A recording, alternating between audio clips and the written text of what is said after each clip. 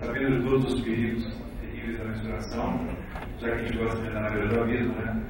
Vamos medir. E aí eu medir a nossa rede, coisa que a gente demorou no B2B, com a sua vontade, nossa rede de voluntariado, a gente demorou bons 8 anos sem medir absolutamente quase que nada.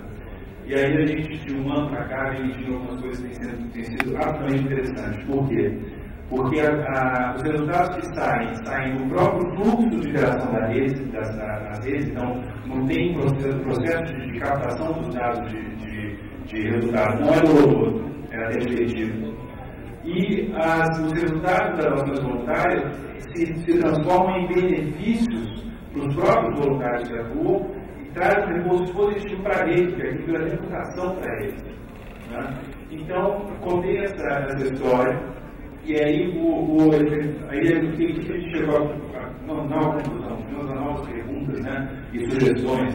Já que dá para medir e que a rede social pode ter um alcance de medida de resultados, talvez nenhuma outra plataforma tenha, como é que, se você for fazer, como você vai fazer isso? Então, em primeiro lugar, você vai criar um conjunto de indicadores, você vai pensar no objetivo da rede. Né? Só que alguns colocou, o problema do objetivo da rede é que ele é claro no início, mas às vezes esse objetivo vai mudando com as interações, ele vai se transformando na própria rede. E aí a gente falou assim, então, talvez, se a gente abraçar essa ambiguidade, tá? de criar um conjunto de indicadores, pactuar com a rede, discussão com a rede, e repactuar isso a cada passo que a rede der, esse próprio conjunto de indicadores, esses pactos e repactos, eles podem ser o próprio vetor de confiança da rede. Então, isso é, na verdade, uma hipótese. Nós vamos descobrir juntos, espero ano que vem contar algumas coisas para vocês, se funcionam ou não. Esse vai ser o diálogo para a gente. Muito obrigado. Esse é um tema que eu escolhi como desafio lá dentro de todos os temas que eu propôs, porque eu acho um tema super relevante para quem trabalha com organizações. Eu me inspirei nessa imagem que tem no próximo slide, que estava aí um cliente, gráfica, que a gente conhece, uma pessoa querida, que faz parte da minha rede e tal, e eu na banca encontrei essa figura. Então, só para rápida, quem já se sentiu assim no último mês? Assim, uma caixa de e-mail entupida, sem conseguir dar? Uma pessoa só, é um lugar muito pacífico. É um lugar assim, gente muito tranquila.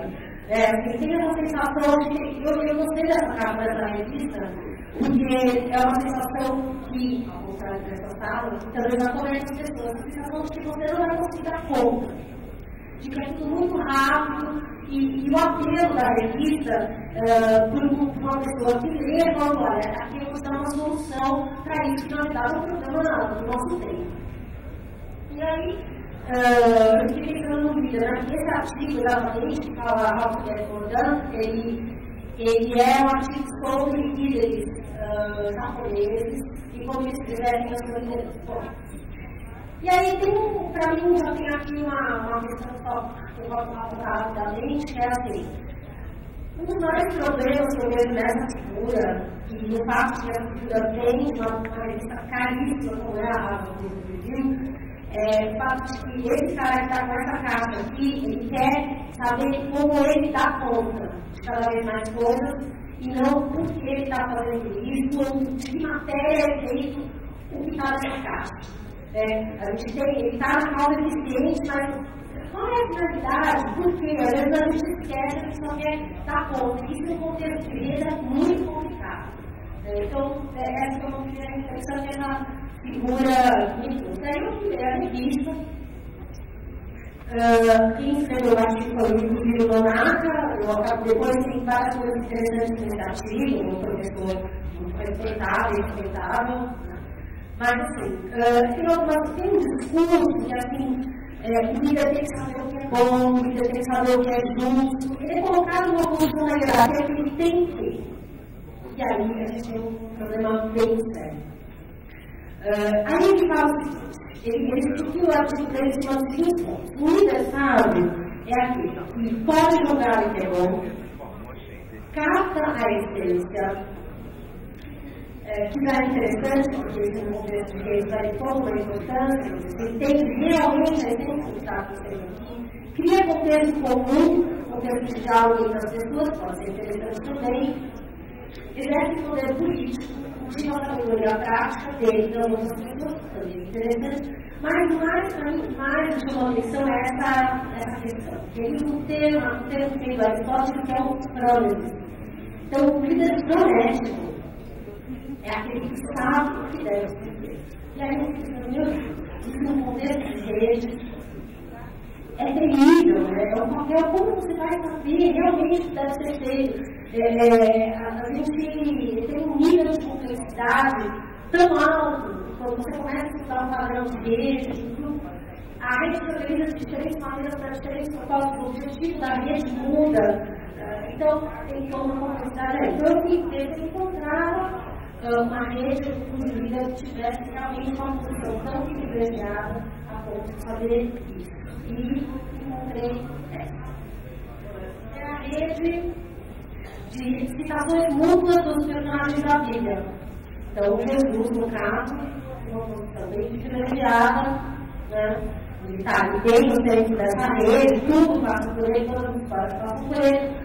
Mas eu acho que é muito difícil a gente encontrar uma coisa assim. Então, eu fiquei um pouco de risada quando eu encontrei isso, porque eu falei assim, nossa, só mesmo sendo o Todo-Poderoso para conectar, para conseguir ter uma visão tão ampla e absoluta que você possa ter esse cara que sabe exatamente o que precisa ser. Então, eu peguei o ponto que tinha colocado e fiquei imaginando o seguinte. Fiquei imaginando um possível cliente, uma pessoa, um amigo, que venha para mim e fala assim, tudo bem, vai pedir, as redes existem, nós somos aqueles das mídias sociais, as redes são as nossas relações. Eu então quero ser um líder que atua considerando que a vida está em rede, entendendo as redes como eu conheci. Eu quero uma coisa simples assim, eu assumo que existem as redes, eu quero considerar isso na minha tomada de decisão. E aí, isso gera toda isso levou para outro lugar dessa reflexão. Então, por exemplo, aqui tem uma rede que poderia ser de uma empresa, de uma organização, não é uma rede totalmente centralizada. Mas aqui são 123 pessoas, e já tem toda uma complexidade nas relações entre elas. No caso, na real, essa rede é uma rede de estações mútuas de pessoas que criam teorias físicas, né? Então você tem aí toda uma complexidade, mas só a rede dessas pessoas, a rede formada entre elas, com o propósito de estudar redes sociais. Se a gente pegasse a rede de amizade, a rede de quem já se encontrou em conversa, outros propósitos, essa rede se transformaria. Então, se eu sou um líder de uma rede como essa, a complexidade não é essa. A complexidade é muito maior. Então, o meu amigo continua sem resposta. Né? E aí, eu achei super legal o que o Bruno falou, que é uma leitura, uma tentativa de inspiração de rede a partir dos estudos que realmente ocorrem com as pessoas, porque eu acho que é muito interessante, né? Você fazer uma inspiração a partir de uma interferência, mas fazer a partir do que realmente está acontecendo. E aqui a gente tem a visualização da rede social da Elo com base nos dados dos negros, né?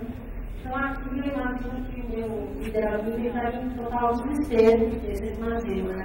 Um nível de complexidade gigantesco, e pior, ele não é um observador, ele é um integrante dessa rede, que torna a posição dele muito complicada. Quer dizer, ele é mais legítimo do que alguém para opinar sobre o que acontece nessa rede, não necessariamente. É um desafio de tomada de decisão muito, muito grande.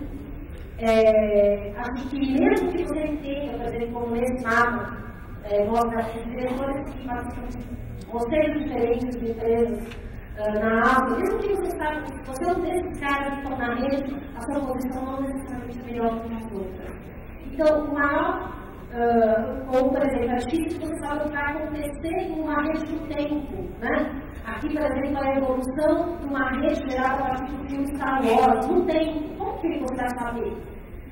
Não existe um líder com tamanha capacidade de previsão que diga num sistema complexo. Então, a reflexão que eu fiz é que o maior problema de como eu faço para liderar o processo de rede é o eu. Acho que tem uma questão dessa distribuição do poder, dessa situação de realmente você não vai conseguir tomar a decisão sozinho. Compartilhar não é uma questão assim, vamos compartilhar porque é bonitinho, porque isso é moderno, porque não escola dele. Não é isso, é uma questão de necessidade. Você não tem acesso ao sistema como um todo. Você vai precisar dessa inteligência compartilhada e distribuída. E aí, agora ainda bem. 0 minutos. Aí eu estou na reflexão que eu não vou falar.